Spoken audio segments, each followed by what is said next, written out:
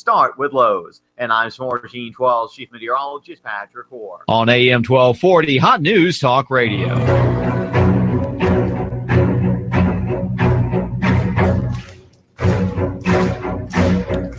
I'm Sam Spade. You're here. I'm Sam Spade. Welcome to the Sam Spade Show. We're here to get you through the Second Great Depression. If you think things are going great in this country, you better go listen to another station. Because here, we see the clouds on the horizon. We see the future as being a very scary economic and political chaos. Help you get through it. So stay tuned. If you have any information that you want to throw out or discussions that you want to bring up, please give us a call and join in. 423-800-8949 or email me at noogaradio@gmail.com. Attention, Sam Spade. Today, we're going to discuss alternate forms of income.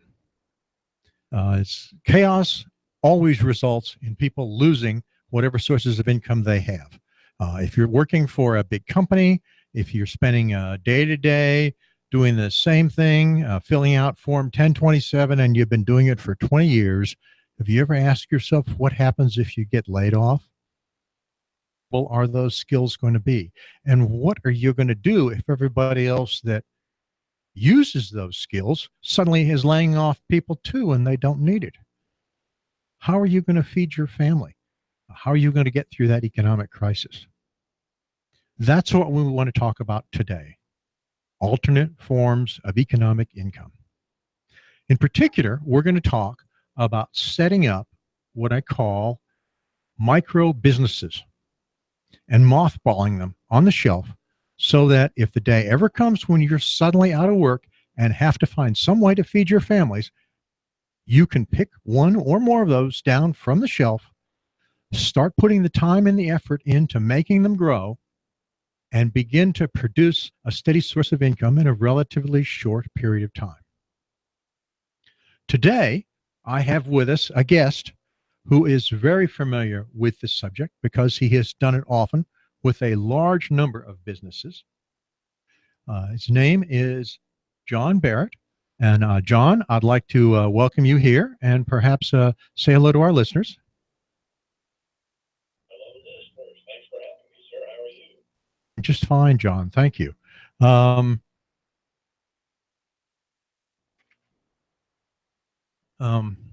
Just fine. Let me begin, John, by asking you a few questions about your background. I understand that you have been working for large corporations a little bit, but early on decided that that was not the sort of way you wanted to go financially, and you began to create and run small businesses.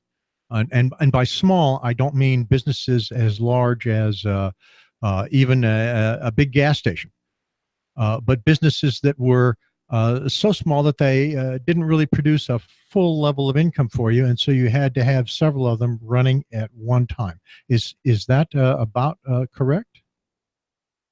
That's right. And in fact, they're so small that for most of my endeavors, it's just been me, the sole employee. I understand. Can you give me an idea maybe of what one of those businesses might have been like?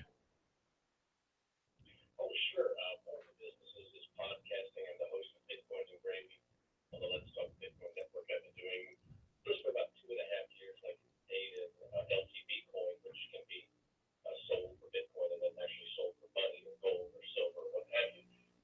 And I don't make a lot doing that. I get tips from people also. They send me tips.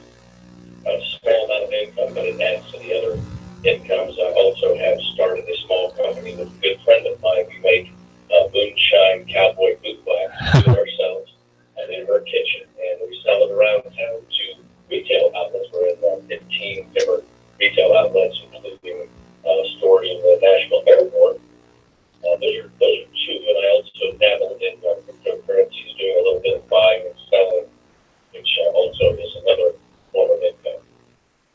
Well, that's actually several points that I think are worth discussing, and I'd like to elaborate on some of the general issues and how they might apply to those jobs. If somebody here is looking for a way to start a business, either he's got a source of income right now from an existing job, or he's suddenly been hit and he's in serious trouble trying to get something going, there's several characteristics of the businesses that you have mentioned that I think need to be highlighted, because whatever he does, I think they're going to have to meet these criteria. And let me specifically mention one of the mantras that we have here, we talk over and over about it on the show, is start small, start simple, and start cheap. In the examples that you have just given, in every one of them, I think you can see that you've started small with a relatively small amount of money up front to try and get things going, and with a relatively small sort of financial commitment. You've started with a pretty simple kind of philosophy, a simple objective, and you've obviously started quite cheap, as I say, with a small amount of money. Is that something that you would agree with? Oh yeah, I think probably my biggest overhead is time, and it does take a lot of time to do all of the things that I'm involved in. But the alternative is sitting around watching television, which has zero return, right? So I look at my time differently than other people. I'm happy to spend 40, 50, 60, 70 hours a week if I have to get done what I need to get done. I wanted to also mention another small business I started some years back. It's called Cash for Coins. Basically, I just got a little cheap business card together from Vistaprint and put an ad on Craigslist, and I started out buying little bits of silver, and that is just dimes, quarters, and half dollars that are 1964 or before, so they're 90% silver. Yeah. And I buy them as low as I can without cheating people, right? Uh-huh. And maybe at around 60 or 75% of the value. And then I have a local guy who has a coin shop, and I will sell those to him. And he has, he has to get a little bit, he has to make a little bit in terms of a premium he charges me, but I'm able to make a little bit of money that way by buying and selling silver coins. And I highly recommend for anyone that you have a nice little stash of dimes, quarters, and half dollars that are 1964 or before. Again, 90% silver. Good stuff to have around.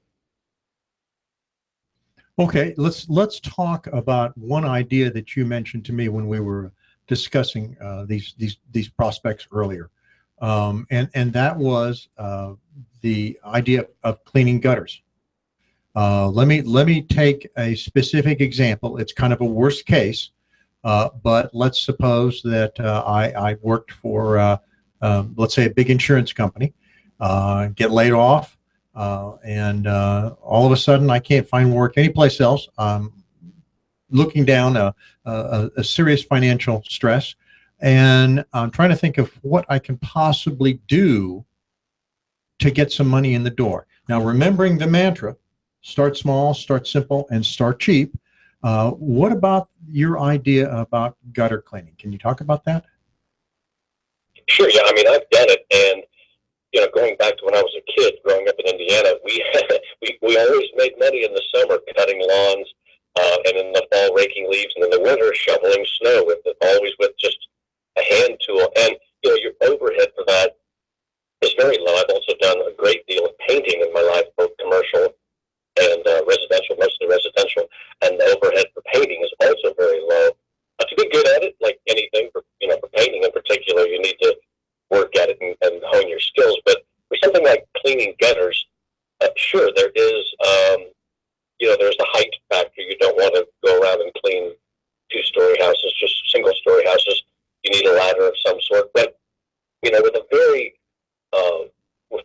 small down payment of a very small amount of money, you can get a ladder, and that's all you really need. And then you go around neighborhoods, and no matter what time of year it is, you will always see houses with gutters that are full. In fact, sometimes you'll see things growing out of the gutters. And, that represents a potential problem for the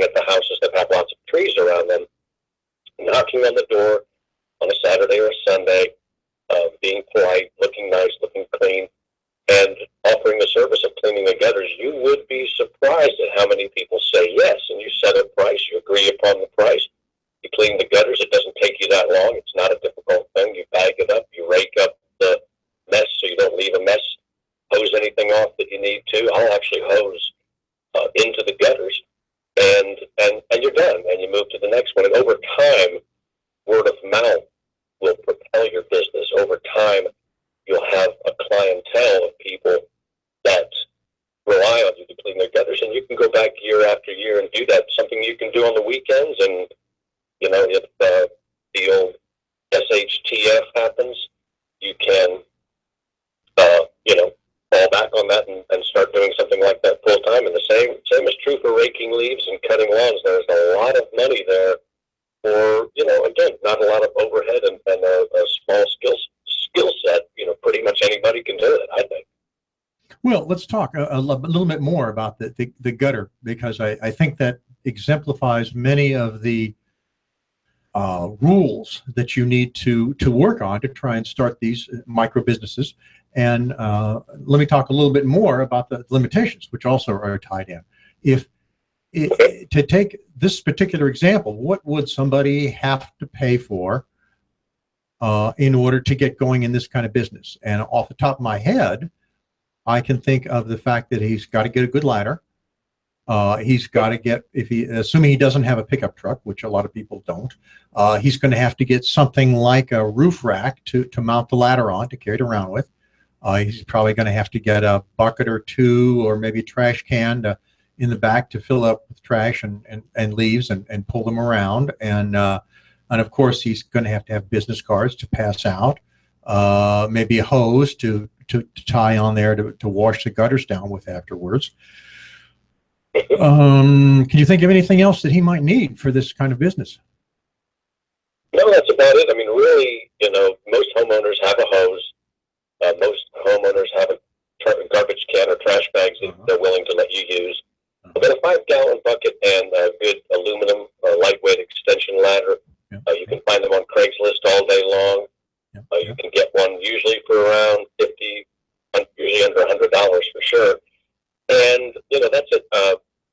I have put an extension ladder on some of the most outrageous vehicles you've ever seen. I mean, I shouldn't say it's outrageous, but, just like a little teeny 2-door Honda. I can strap one of those on the top of that, and I don't travel far. I may go as far as 5 or 10 miles, and it's very doable. A pickup truck is the ultimate. The pickup truck is the best, but any little car will work. And, a pair of rubber gloves or leather gloves so you don't cut your hands, because sometimes there are in gutters little pieces of the metal that are up there, or other things that could potentially cut your hands. And also, really, it's best to work that kind of work, which is pretty dirty. It's best to work with gloves on, just for your own safety. And you need to go home and have clean hands so you can eat dinner and you don't have to spend 20 minutes scrubbing your hands. But yeah, really low overhead. Okay, so to go through the list of requirements that we had, you're obviously, to do this, if somebody had to get going, starting small and starting simple are two of the requirements that are pretty clear. I mean, you really don't have to learn a lot to begin with to get started. The cost effort is obviously start cheap. It doesn't take a big capital outlay to begin to get this going. But on the other hand, I can see how it wouldn't be very successful at the first, because you're going to have to, if you're going to make this work, start to develop a routine of what you look for in a house to decide whether it's a good prospect, what parts of town you would go to in order to find a lot of prospects close together. I can see how you would have to develop certain techniques to arrange to do it quickly and efficiently once you found a house and got it going. So the one of the mantras that we also have on this show is you have to learn before you can earn. And it's obvious that this business, just like any other business, is going to have a learning curve before you can begin to get to the point where you can start to make enough income to really make it worth your time going in there. Is that something that you'd agree with? Yeah, I think that's right. And, you know, you also have to consider that there are homeowners that will not want you on their property unless you're, you know, licensed, bonded, and insured and all of that. But for the most part, most homeowners, if you look capable and you're polite, they don't have a problem with you getting up on a ladder or even getting up on the roof. That's highly debatable, whether, you know, the person working on your property, cutting your lawn, or doing anything should or should not have insurance. That's up to the homeowner. Yeah. And, you know, but I think everything you said is absolutely true. Yeah, I think it can definitely be done with a low overhead, but there is a little bit of a learning curve. But with cleaning gutters and raking lawns and using a small, inexpensive lawnmower to cut lawns, yeah, that overhead is low, and it's pretty easy to see when someone's lawn is too high. And you would be shocked if you drive around any neighborhood, whether they're poor neighborhoods or rich neighborhoods, you'd be shocked at how many houses need their gutters cleaned right now, today. And you know, the more trees there are around, the more you're going to see that. Okay, so let's go ahead and go a little bit further on this example of cleaning gutters. Suppose I am employed. I work 40 hours a week. I don't mean to pick on insurance companies. There are lots of big companies that I could be working for 40 hours a week, doing a task whose skills and abilities don't transfer well out into the real marketplace. If I wanted to move out there in a big downturn where no big corporation was hiring, and I'm working for that company, and I can look out there in the world and see that things are getting scary. Is there any way that I could do this kind of task that you're talking about, even while I'm employed with a company like that 40 hours a week? You know, I really think so, and I think that evenings are viable depending on how much life is left in the day. Usually homeowners are home. Weekends are the ultimate. You know, a lot of people, of course, they have work to do at their own house on weekends, but a lot of people just goof off and spend a lot of time in front of that television. That's a major waste of time. It gets you nothing. So, yeah, everybody has 2, 3, 4, 5, 6, 7, 8 hours a week to get out there and to talk to people and pass out inexpensive business cards. And just, you know, get the word out there and clean a few gutters. I was going to add one more thing that, you know, just like when I've had garage sales in the past, I never price anything. People will say, there's no prices on these. And I say, well, make me an offer. And usually as soon as I do, I'll accept the offer if it's somewhat reasonable, even if it's a little lower than I wanted. Yep. And then they're happy and they're holding the thing and walking around, and they're more likely to buy something else. But the reason I do that is because I don't want to stop people with the price. So the same thing with cleaning gutters or cutting lawn. I don't want to stop someone if they ask, well, what would you charge? I don't want to say $100. And they say, well, that's more than I can afford. I'll ask them, well, what would you be willing to pay for it? I imagine it would take me an hour to 2 hours. And sometimes with the wealthier homeowners, they'll say, well, how about $100? And I say, well, that would be just fine. Thank you. Sometimes they'll say $50, and I'll say, well, that would be just fine. Thank you. Sometimes they'll say $25, and I'll say, well, you know, I really like to get $50. Yeah. And it generally all works out if you're fair-minded and if you're honest and forthright with the people. That's what I've found. Well, I think you make a very important point here in that what you're talking about is part of the learning process that has to occur before you can really start to make a significant amount of money. You know, you may wind up cleaning a lot of gutters, taking a lot longer than you thought, for a lot less money than you want to begin with. And you kind of have to write that off, I would think, as part of the learning process before you get to the point where you can start to earn a significant amount of money. That's exactly right. All right. So get back to the example that we talked about of your guy sitting there trying to do work. He does this on the side. He gets it up. He gets it going. It takes a lot of time. He doesn't want all his time spent cleaning gutters all the time. He wants to do something else with his life as well.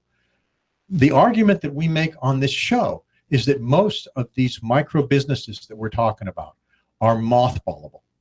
You can shut it down, put it on a shelf, set the stuff that you've got in the garage, and be ready to start it up quickly because now you've learned how to do it. Now you have the equipment. Now it's basically a packaged company sitting on the shelf. And that's the final thing I want to mention. Go on. Well, that's absolutely right. You know, I've been doing furniture and lamp repair for about 5 years now. and I've had to kind of stop. I have some arthritis in my hands, and it's, detail work that is difficult. I'll still do lamp repair, but the furniture repair is a little bit more difficult on my hands. But I still have the tools, and I will still get calls from people because my name is out there on the little forums and all of that. Once it's on the internet, it stays on the internet. So I'll still get these calls, and I will occasionally fix a little piece of furniture if it's nothing major, or fix a lamp. So yeah, I'm not actively doing that, but it is still there. It is something that I know how to do. I have the tools to do. People know that people that I've done it for before, they still pass my name along. And so yeah, it's just sitting there. It's dormant in a sense. But if I need to go back and do that, I appreciate your time, John. I really do. This has been very good. I hope to have you on again and we can talk more about this if you don't mind. All right? I would love to, man. Thank you so much. Yep. Goodbye. Bye-bye. You give us 12 minutes and 40 seconds, we'll give you Chattanooga and the world. News Talk 1240. There's a reason why Alliance Physical Therapy is a choice of professionals and those who care about first-class, top-notch service and treatment. Because at Alliance Physical Therapy of Chattanooga, we don't just treat the symptoms in your body. Whether you're suffering from stiffness, muscle spasms, back pain, chronic headaches every day, stress of life demanding more and more of you, Alliance Physical Therapy takes a holistic approach to healing, mind, body, and soul. Alliance Physical Therapy with a location near you and 9 others in the Chattanooga area. If you don't have a doctor or if your physician's plan for chronic pain is not working, Alliance Physical Therapy will help. Visit Alliance Physical Therapy on the web at nopainpt.com. That's nopainpt.com. Alliance Physical Therapy. Oh, he's got bad breath. And once he slobbered. But your dog's teeth are important for his health. The canine dentist at Wolf Fever has an offer. Listen, ultrasonic cleaning, polishing, x-rays, only $135. Ordinarily, you'd pay $175. For a few days, pay only $135. And get $115 in freebies as a thank you. Grooming, boarding at the inn at Wolf Fever. Act this week. Use anytime this year. Floss and rinse now. 344-1913. wolfteaver.com. Is your career taking you where you want to go? If not, talk to Covenant Group Insurance, especially if you like helping people. Call and learn how you can work for yourself, but not by yourself. Intense but free training, plus a fantastic lead program, plus office support equals your success, your prosperity. Gross at least $75,000 your first year selling insurance. Call Steve or Jada for a confidential interview. That's 855-8484. Maybe the most important call you'll make all year. Wars come and go, but my soldiers stay eternal. Now you can listen to Hot News Talk Radio anywhere, streaming live at Noogaradio.com. That's Noogaradio.com. Hot News Talk 1240. You give us 12 minutes and 40 seconds, we'll give you Chattanooga and the world. Hot News Talk 1240. AM 1240 Nooga Radio News. Russell Stroud reporting. 12 law enforcement agencies in the Chattanooga area have arrested 54 people, 17 of them gang members, and 6 of them wanted on federal charges. One of the arrested includes Jacob Coyne, who is on the TBI's top 10 most wanted list just this week. Nearly every local law enforcement agency was involved in this operation, along with agencies like the ATF and the DEA. Sharon K. Wynn has been arrested in Saudi Daisy after police say she embezzled $60,000 from a child care program. After an audit of the Daisy Elementary child care program, there were found to be $60,000 missing. They managed to track the loss to Sharon Wynn after an investigation, who turned herself in. Durham School Services is in trouble again. A lawsuit in the circuit court says that a driver for a Durham School Services bus crossed over into opposing lanes and hit another vehicle. The driver of the opposing car says that he was badly injured when his car was hit by the school bus, and now he's suing the driver, Edith Crutcher, along with Durham School Services. If it's going on in the Tennessee Valley, it's going on Nooga Radio News. Expect cloudy and milder weather out there through your afternoon. A late shower or two may push in. Highs 60 to 62 tonight. Areas of rain and thunderstorms, especially overnight. Lows into the lower 50s. Any morning showers quickly diminishing. More afternoon sun Saturday. Breezy with highs near 70. No matter what home improvements you're working on, start with Lowe's indoor and outdoor. From mulch and fertilizer to kitchen and bath improvements like vanities and countertops, all projects have a starting point. Start with Lowe's. And I'm Smorgine 12 Chief Meteorologist Patrick Hoare. On AM 1240, Hot News Talk Radio. You give us 12 minutes and 40 seconds, we'll give you Chattanooga and the world. Hot News Talk 1240. Downtown Chattanooga's home for news, talk, and sports. Nooga Radio 101.1 FM.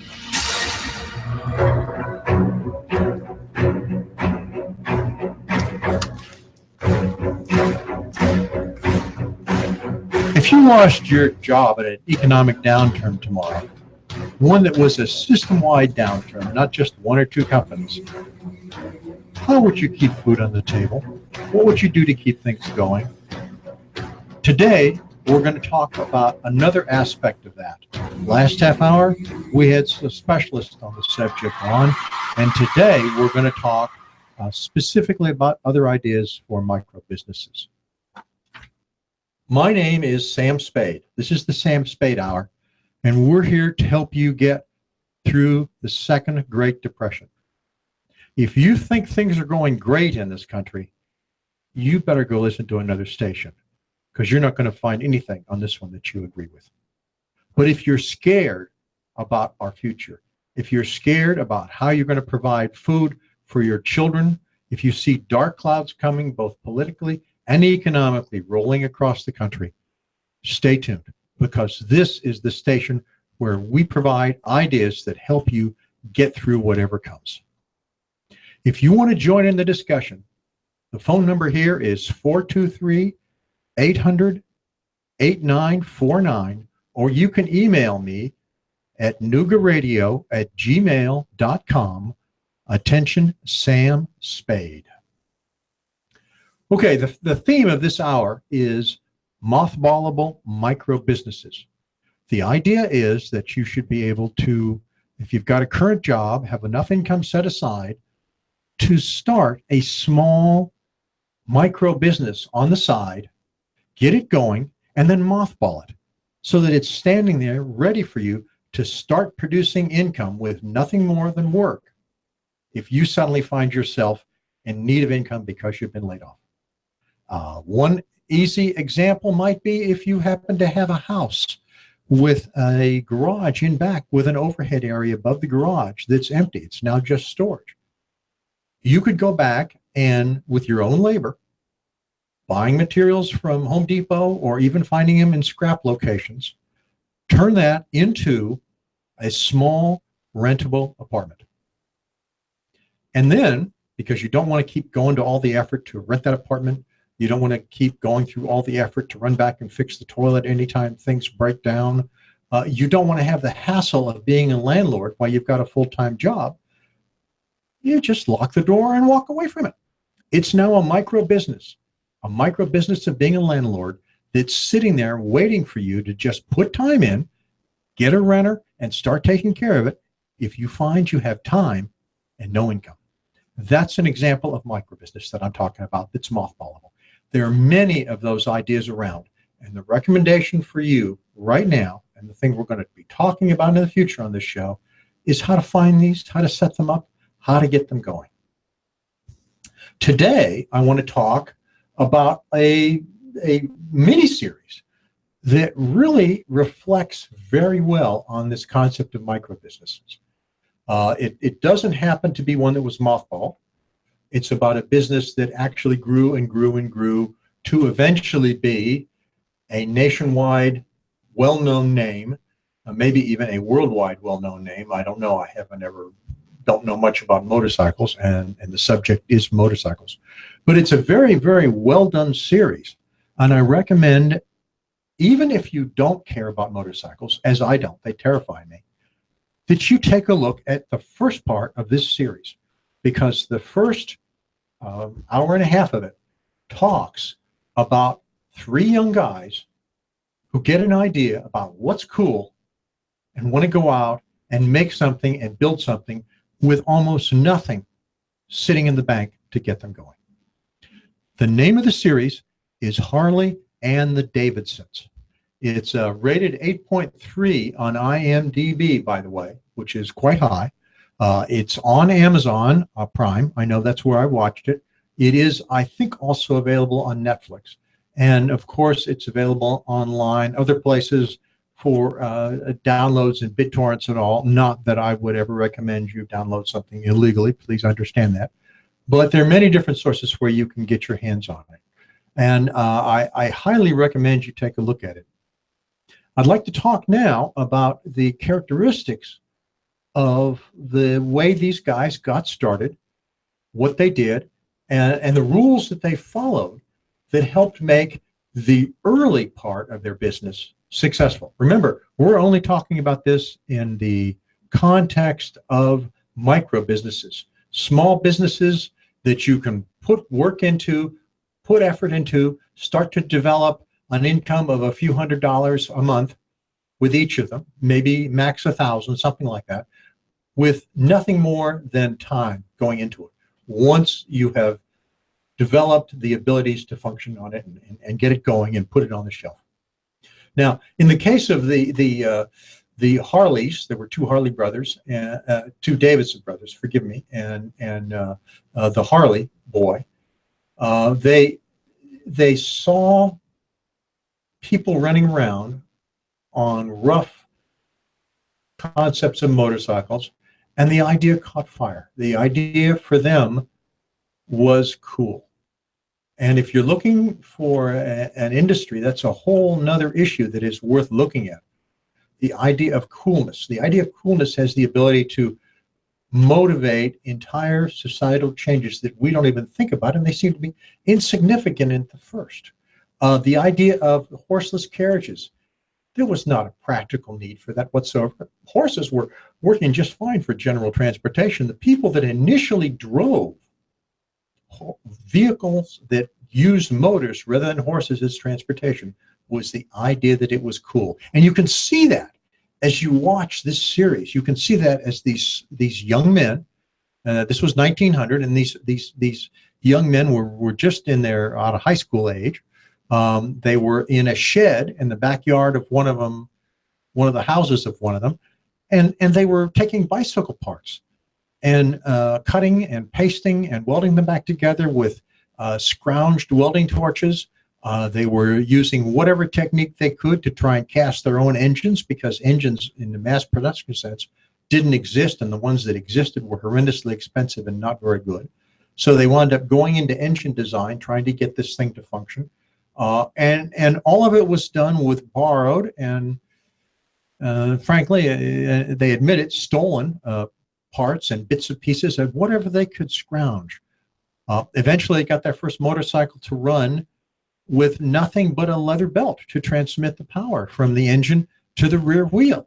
You look at it and you would almost laugh at the structure that they came out with. But at the time, that was really the equivalent of high tech. That was all anybody really had for horseless transportation. The car had not really come out in any sense. The automobile hadn't. And so this was where cool was. Now, the mantra there are many mantras we have in this show that you should keep in mind to try and help you work your way through crises as you make decisions. And one of them, when it comes to micro businesses, is start small, start simple, start cheap, and start now. Well, in the case of starting now, they meant that they decided to go ahead and build a motorcycle when the market was right for it. Thousands and thousands of people were trying to build little motorcycles. There was no big competition locking them out. There was no idea of how to do it. The only thing that was driving it was that motorcycles were cool. And so they started, in terms of now, they started at the right time. In terms of small, you can see they started in a shed. They started cutting up bits and pieces of bicycles that they found in scrap yards. That's simple, was just running a little leather belt around the engine to try and get things to work. And cheap was scrounging every little bit of part they could because they had very, very little money. If you take a look at this series, you will find out how those things apply very effectively. Now, the second thing that you have to remember, another mantra that we use over and over and over again, is you have to learn before you can earn.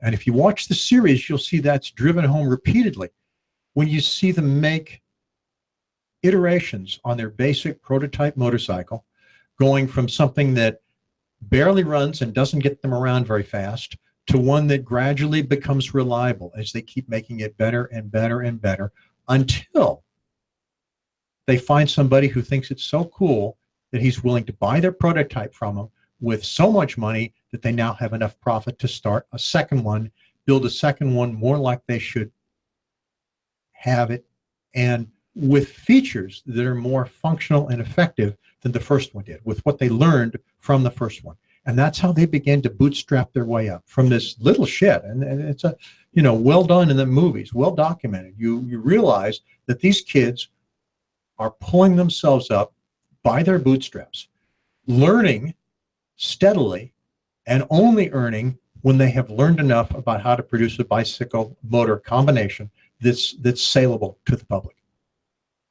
So I really recommend that you take a look at the movie. It actually deals with a lot of other rather interesting corporate issues in terms of trying to keep a business alive through facing well-heeled competition, how you make marketing decisions, how you try and arrange to expand your technical capabilities, how you deal with patents, a broad range of issues that will probably make you appreciate the difficulty of trying to get a corporation going and growing beyond the microcorporation stage. But the important point with the microcorporation concept is that if it's very, very small, you can mess up and lose everything you put into it, and it won't cost you very much because you are going to screw up. You are going to lose everything. And in fact, if you watch this series long enough, you'll see them screw up and lose everything twice. And I have no idea that no reason to doubt what's in there, because these guys were everything about this series seems to be technically very accurate that I've been able to check. They actually went bankrupt and lost everything twice. And in each instance, they found a way to get enough money to pull together the resources they'd produced, to continue to use the name Harley Davidson, and to produce a better and a better and a better motorcycle, which was the product they were trying to sell to the public. So that's the main point of this session that I wanted to get out to you, is that you need to keep it small, you need to keep it simple, you need to keep it cheap, and you need to think about that in a wide number of small business applications. Let me just give you another example that you might think of. If you're sitting at home and you're trying to plan ahead, you might consider producing a web page that sells something that you buy overseas in quantity and sell it in a small individual. In other words, wholesale to retail. It takes time to produce a web page. It takes time to learn how to set it up. Having somebody else do it now, because that costs money. I'm talking about doing it very simply, finding a source, keeping your costs down so that you can begin to sell whatever this good is. And once that gets established and functions and works for you, then you can shut it down. You don't have to keep it up. You now have a business sitting there on the shelf, ready to put your time and money into to begin to develop a small, steady income if you want. Should you suddenly wind up with a huge amount of time because you get laid off. If you can develop 5 or 6 of these businesses, you have the ability quickly to begin to produce for yourself without having to go to any big company and getting them to hire you. Quickly for yourself, the income that you need to keep your family fed and clothed and sheltered. Now, I'd like to talk about another kind of micro business that falls in this line. You might not normally think about it, but it's very, very relevant, which is growing food in your own yard.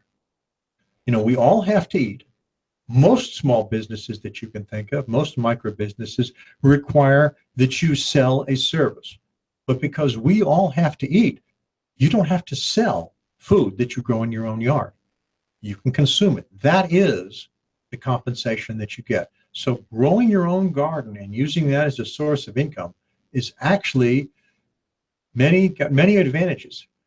You know, in the last series, we talked about a quick business that you could begin to start selling the services of cleaning people's gutters.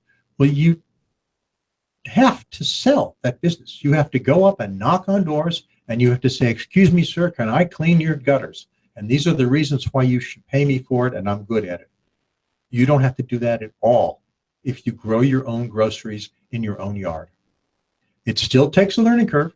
You still have to learn before you earn, but it's a productive way to do it easily. You can mothball that garden after you know you can do it and you're getting it up and running. You don't have to put the time and effort into it.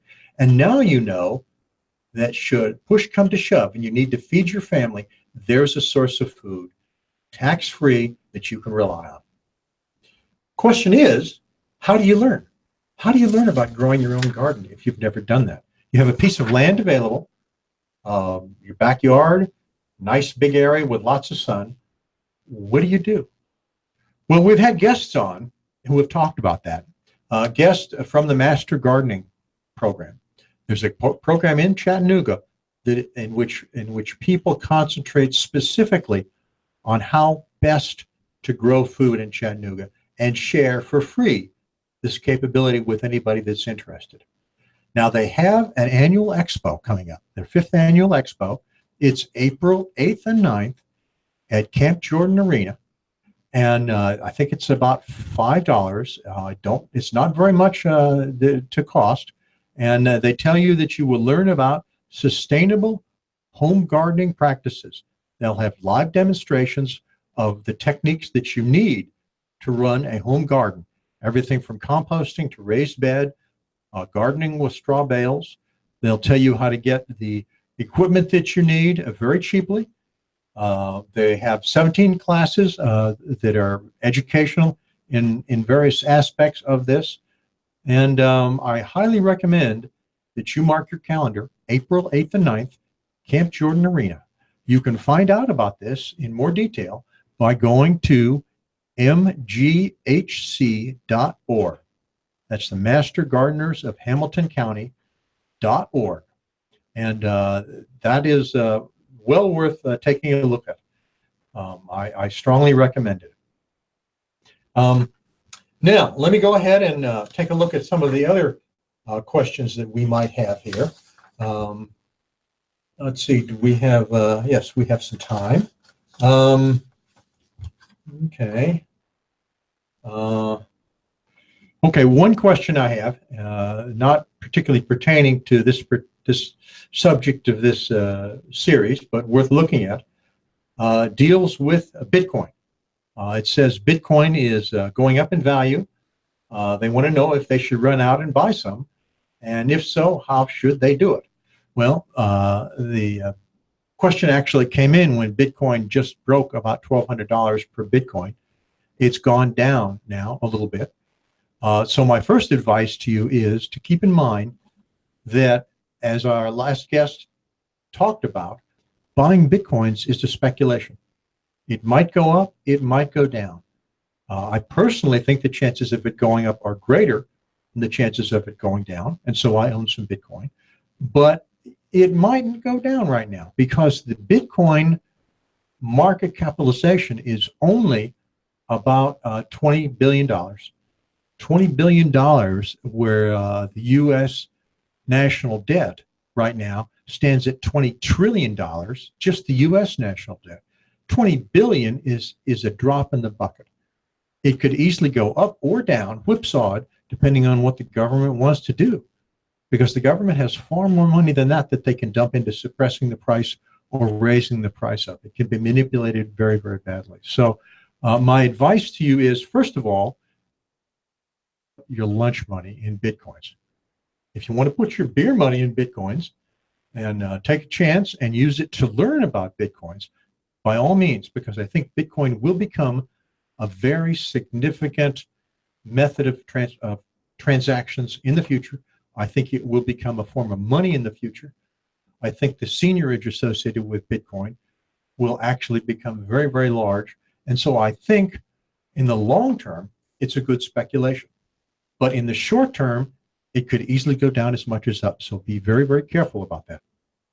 How do you wind up learning more about it? I mean, Bitcoin is not a simple subject. It's not overwhelming, but it's not simple. And it takes some time to learn about ahead of time. I recommend you go to the Bitcoin meetup group. If you're not sure where, if you forget what I tell you later on, just look up meetup groups for Bitcoin in Chattanooga. It meets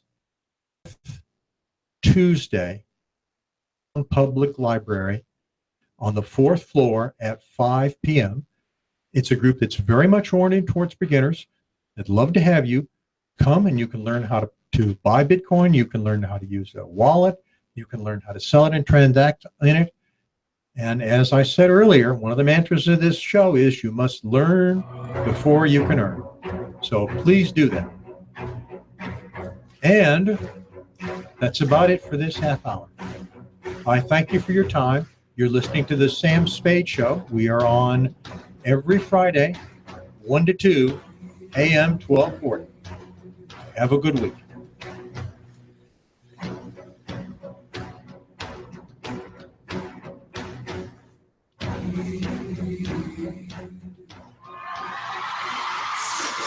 You give us 12 minutes and 40 seconds, we'll give you Chattanooga and the world. News Talk 1240.